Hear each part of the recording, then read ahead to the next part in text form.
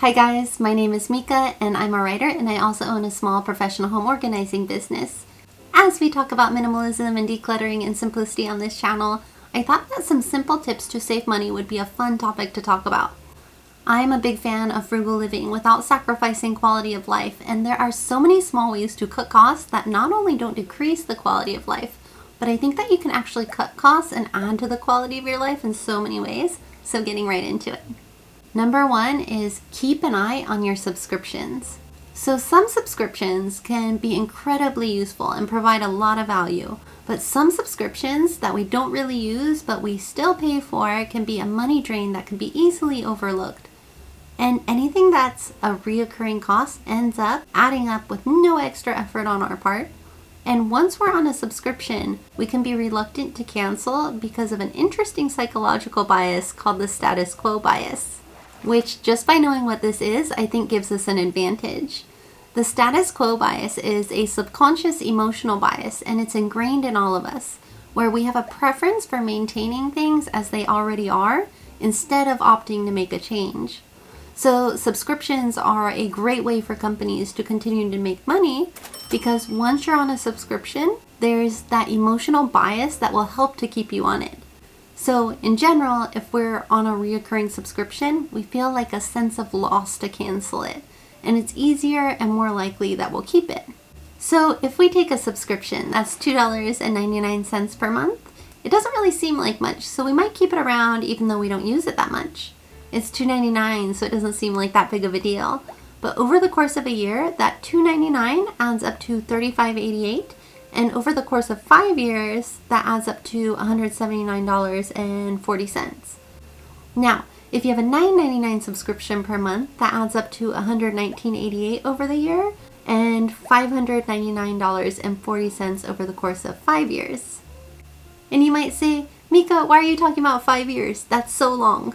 But here's the thing, time can go by so fast. A day, a month, a year, and especially as we grow older because our relative time changes, right?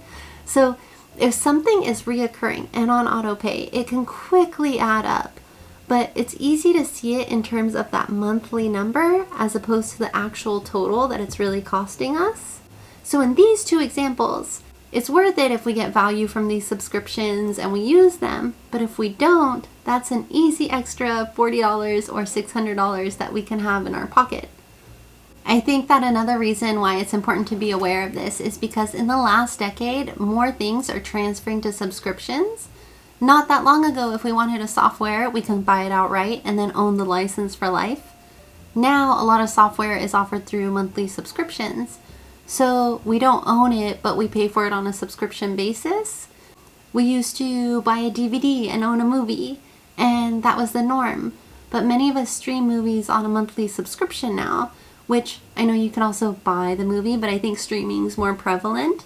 And there's also streaming music and paying for subscriptions for apps on our phones. So more and more things have and are moving towards subscription-based. So anyways, it's a really good idea to review your subscriptions periodically and cancel those which you don't need.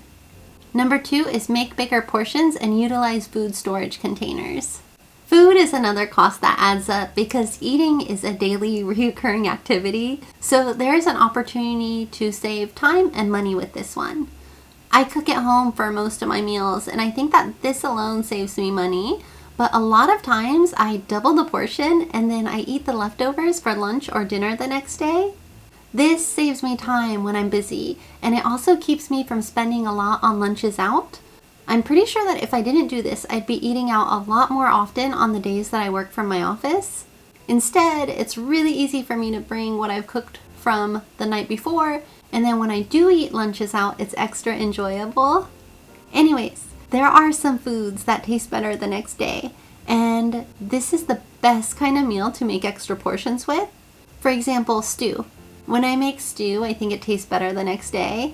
And if I have too many vegetables that are on the brink of going bad, what I do is to chop them all up and then throw them into a big pot with some water and make some vegetable soup. And it's really good when it's fresh, but it keeps getting more and more delicious the next day and the next day. So stews and soups are just really good for this. There's something that I do want to note here though. Well, two things. First, some foods don't taste great the next day, so avoid batch cooking those kinds of foods. Second, if you're someone who's prone to allergies, then keep in mind that if you store cooked food in the refrigerator, some foods can increase in histamines, particularly poultry, fish, and meats. And the longer that you store it, the more histamines there are, so that's why I usually try to eat them up pretty quickly. So those are just two things that you might want to keep in mind, but overall, this can be a great time and money saver. Number 3 is have some go-to inexpensive and simple recipes. I remember when I first started cooking at home often, and I was like, wow, cooking a meal at home is so expensive. I don't know what I was making back then, but here's the thing. You can make a delicious and nutritious meal that's expensive, or you can make a delicious and nutritious meal that's inexpensive. You just have to know the right recipes. So it might take a little bit of trial and error, but if you have a few key recipes that you know and enjoy, you can make each recipe a few times every month and save money. So there are many inexpensive meals, and it depends on your preferences and taste buds, but some of my go-to meals that cost like somewhere between $3 and $5 per serving are that vegetable soup that I told you about, tilapia with potatoes, tilapia with rice cauliflower, spaghetti with minced garlic and olive oil, tuna and rice that sometimes I end up eating with seaweed, and ramen with a bunch of veggies and then an egg. And you probably have a handful of your own inexpensive meal ideas, but if you don't, it would save you money over the long run to find some that you enjoy. So I'm going to tell you something that I find really interesting that might enhance the way that you think of inexpensive and simple meals. But to preface, I'm going to tell you a little backstory. So I spent a lot of time in Italy. Well, not a lot of time, just a total of about a few years. But for part of my time, I had rented this little home in a mostly abandoned hill town because I wanted to take some quiet time and solitude to write. And I was working on a travel memoir at the time. Anyways, while I was there, I rarely saw anyone for the most part. The only person that I would occasionally see was my landlord.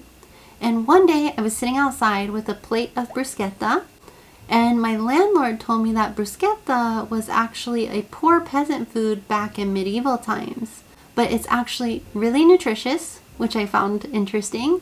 Fast forward 2 years later, and I'm renting this apartment in Rome. So now I'm in a different section of Italy. And I have a friend from France, and he's a Michelin star chef, and he was coming to Rome for a few days.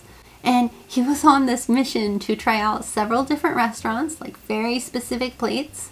And one day I joined him for lunch, and we were having cacio e pepe, and he was saying, you know, you really need quality ingredients for this and a good hand to make it delicious. But the beauty of this dish is that it's very simple with few ingredients. In fact, it's 3 ingredients: pasta, cheese, and pepper. And he said that now this is a well-known dish associated with Rome, but did you know that this was actually a peasant dish? And I was like, what? Like the bruschetta, which is so delicious? Tell me more. And he kind of went on to say that historically, actually, there are a lot of meals that were eaten by peasants all around the world that basically are made from inexpensive and accessible ingredients. And interestingly, some are very popular now. Furthermore, he said that many of these peasant dishes are often more healthy and well-rounded and nutritious than the modern day diet. I guess because now we eat a lot of packaged foods and preserved foods. And just to give you a few examples of peasant food that you may know of, if you go to the south of Italy, there's a dish called pasta mollicata, which is known as the poor man's dish. There's also acqua cotta, which is an ancient soup made of stale bread, onion, tomato, olive oil, and water. Also, if we move on to France, ratatouille, which you probably know of, is a French vegetable dish.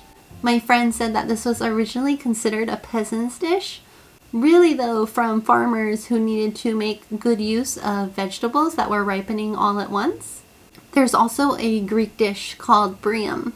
Oh, this is so good. It's a bunch of veggies, zucchini, eggplant, potato, garlic. It's kind of like a Greek version of ratatouille. Then in Spain, there's gazpacho that originated in the south of Spain, in Andalusia. And the US is a fairly new country. It's less than 250 years old. Now there's so many supermarkets and conveniences, but during the first half of the 1900s, there were times when food was hard to come by.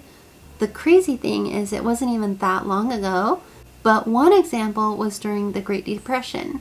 There were people who lost their homes and lived in camps, and sometimes they had to combine whatever food that they could. And one thing that was made often enough at the time was this stew called beggar stew. That's without meat. And then there's mulligan stew, which is the same thing, but it had meat. So it was made up of a combination of whatever someone can contribute at the time.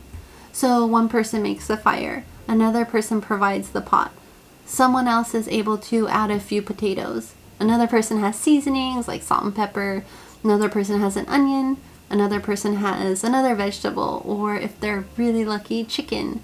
And it was all gathered together and boiled into this stew that was divided up into food to eat. And it was combined because it was more delicious to combine the ingredients than just eating like a potato or eating an onion or just eating herbs. And in Japan, there's a peasant dish called katemeshi. And it was a staple during the Meiji and the Taisho periods. And if we go back to the Middle Ages or the Classical period, soba was eaten by peasants in Japan when rice was too expensive and was considered a luxury. The soba wasn't made into noodles yet, and the peasants and farmers would eat something called sobagaki. Soba is mainly buckwheat, and it could be grown easily in the countryside. So soba was often widely eaten by peasants and has since evolved and is this traditional and popular and delicious dish today. And also during that time in Japan, meat was usually too expensive for peasants to eat much of, so they ate a lot of vegetables. Some examples would be edamame and radishes and leafy greens, and for fruit, mandarins are an example. And just to think of a few more before we move on to the next point, baked beans was originally a peasant dish, as was meatloaf. And it varies by topography and the soil and what grows best in each nation and territory. But it's interesting to look at the world over in peasant dishes.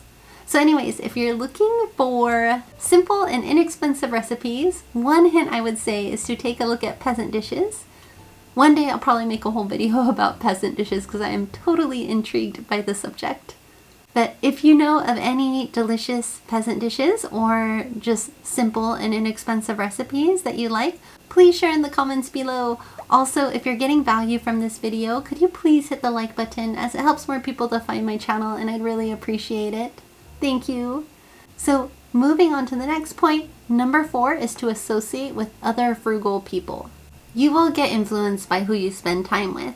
And I don't know what you think of when you hear frugal, but I think it has to do with intentional spending and not wasting money on things and experiences and costs that don't provide value. And everyone has a different way of defining value, right? So for instance, I like to buy based on cost per use. If I know that I'll be using it often, I'll generally be willing to pay a little bit more for it. And you know, the other day we were all having this funny conversation at my office. I guess it was a few months back now, but 2 of the guys that I sit next to were talking about how frugal they were. And I turned around and we were all kind of talking about how we were frugal, and we were talking about slow cookers and inexpensive meal ideas, and it was just this fun conversation. These people that I was talking with, they're people that work hard and they have good jobs, and you wouldn't look at them or be talking to them and think, oh, they're frugal. But they are very intentional with their spending, and you can tell when you get into the topic with them, and you can learn from them.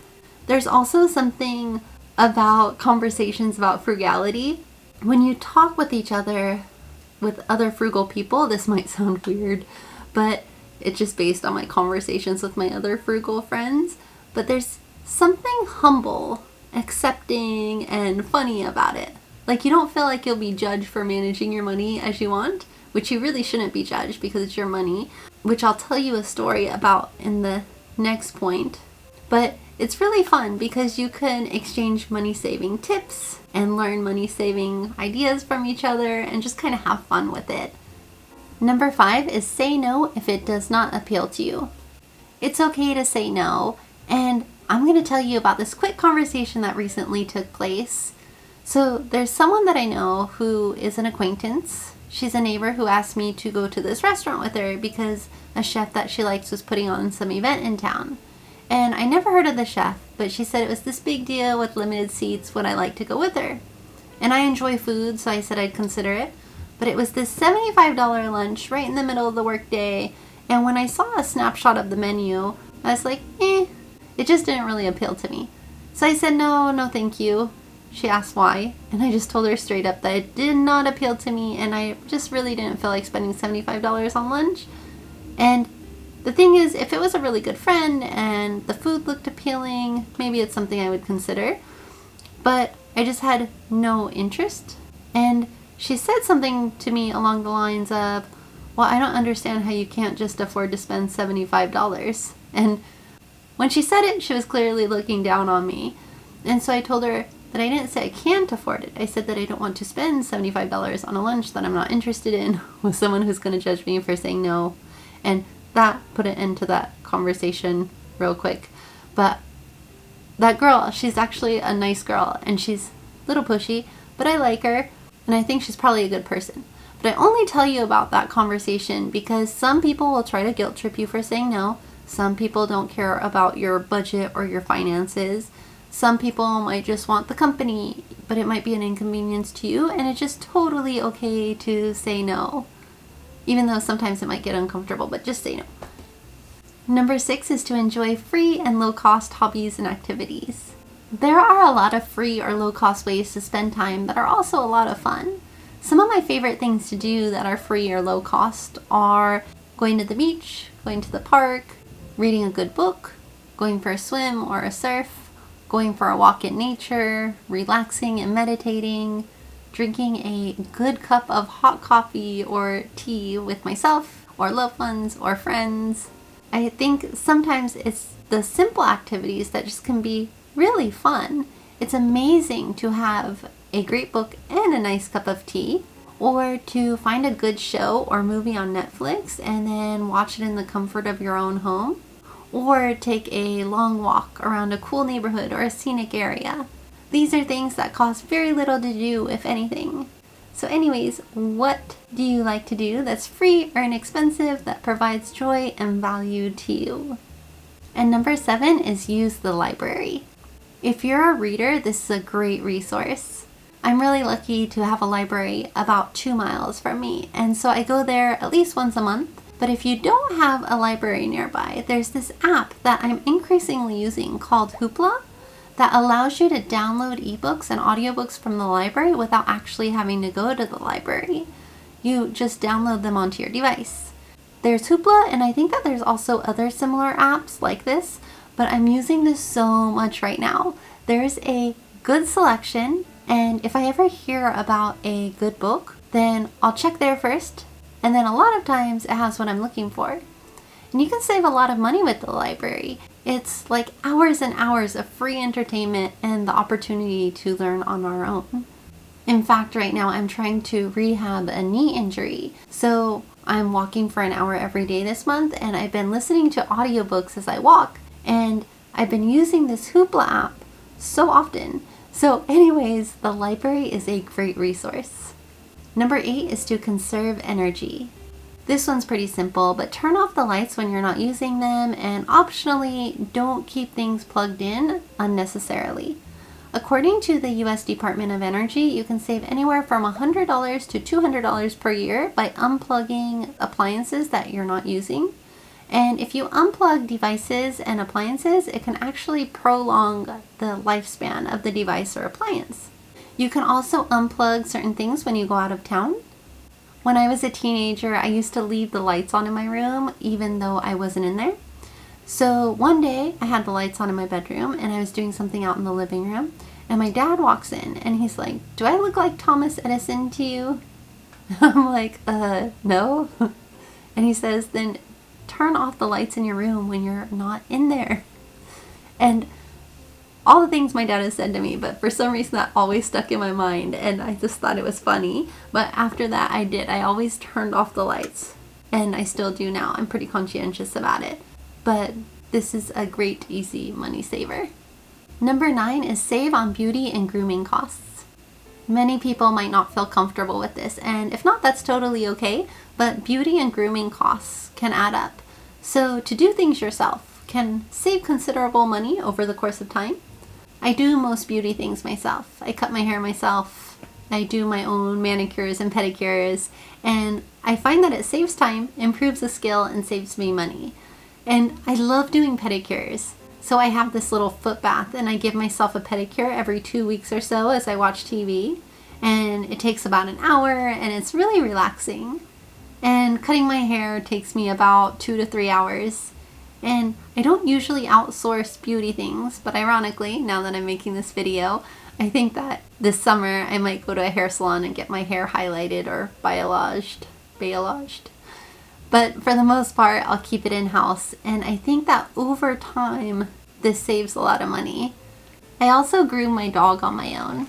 So my dog's a rescue, and he gets scared easily of strangers, but once you win his trust, he is the biggest ham, as you may have seen if you watched some of my other videos. So once I adopted him, I tried to take him to the groomers, and he was just not having it. So I ordered the supplies, and I groom him myself. I watched some YouTube videos to learn, and it's not hard at all, although I'm still learning to groom him so that he looks really good. His haircuts looked awful in the beginning. But it's bonding time, and he loves to get blow dried. And it's silly because he used to be so scared of the shower. And so now I sing to him as I bathe him, and he basks in the attention. So my investment was $10 for the dog shampoo, $35 for a grooming kit, which came with the clippers and shears, and $30 for a nail trimming kit. And I think that one grooming alone costs over $50. So over time it's been a savings, and it's something that you can consider if you have a dog you can groom. Number 10 is to declutter and keep an uncluttered home. So clutter begets more clutter, and the irony about clutter is that it makes us want more. We end up buying more and spending more money, and it also costs us in time, money, energy, and focus.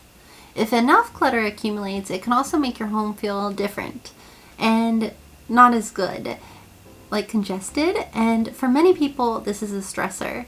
It costs us financially to the point that some people move to bigger homes because of not having enough storage and having too much stuff. It costs us every time that we move, and the most important thing is that it costs us peace of mind. If you struggle with clutter at all, I own a small professional home organizing business, and I'm also writing a book series about how to have good vibes in your home. My first book is about decluttering, so I have a lot of videos about it on this channel where I share what I've written or experience with clients. So if you're struggling with clutter at all, please feel free to check out any of my other videos to see if any of them can be motivating or helpful to you. I also groom my dog on my own.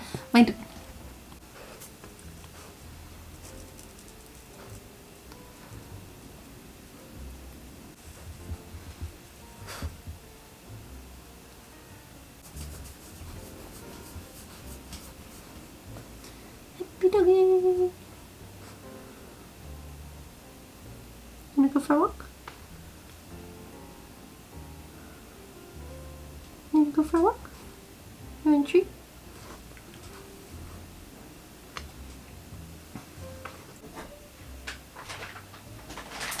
I hope that you enjoyed this video and found it informative.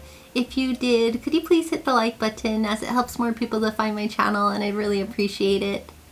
If you'd like to see more videos like this, please subscribe, and thank you so much for watching. See you in the next video.